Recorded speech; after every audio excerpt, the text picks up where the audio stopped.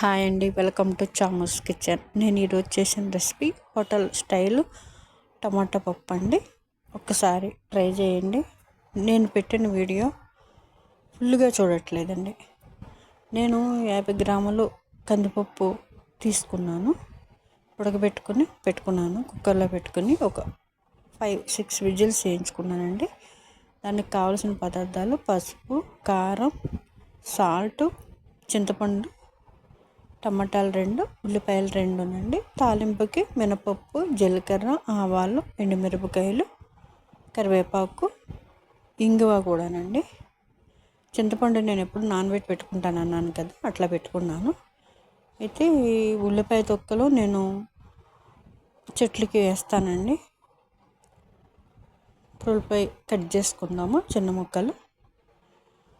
నేను ఉల్లిపాయ తొక్కలు ఇంకా బియ్యం కడిగిన నీళ్ళు కూడా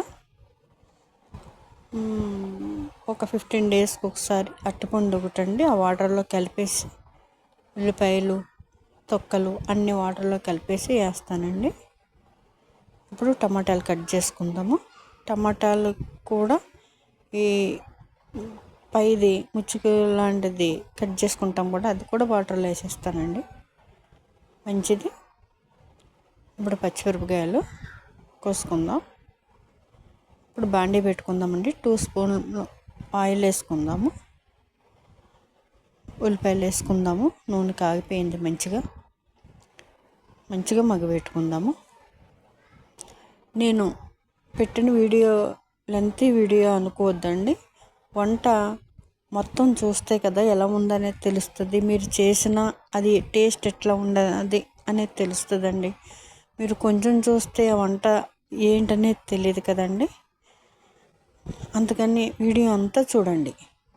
టమాటాలు వేసుకున్నాం, మగ్గనెయ్యి. ఇప్పుడు సాల్ట్, పసుపు, కారం, 1 స్పూను ధనియా పౌడర్ వేసుకుని మంచిగా కలుపుకొని ఒక 2-3 మినిట్స్ కలుపుకొని పెట్టుకోవాలి.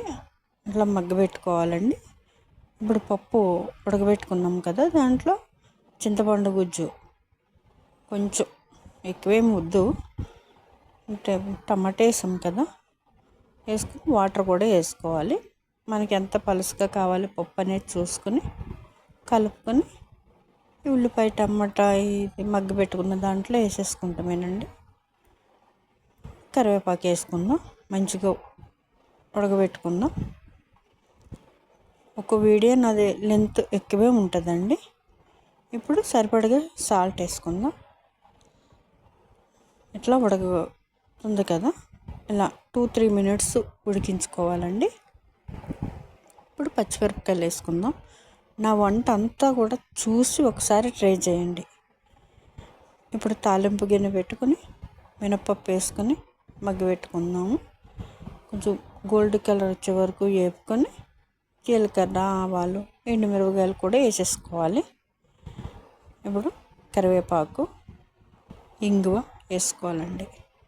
ప్లీజ్ నా వీడియో మొత్తం చూడండి, చూసి ఒక్కసారి వంట ట్రై చేయండి ప్లీజ్. కొంచెం చూసి జడ్జ్ చేయొద్దండి నా వంట. ఇప్పుడు తాలింపు వేసేసుకుందాం. పప్పులోని రెడీ అయిపోయిందండి హోటల్ స్టైల్ పప్పు టమాటా. ప్లీజ్ వీడియో అంతా చూడండి, లైక్, షేర్, సబ్స్క్రైబ్ చేసుకోండి. నమస్తే అండి.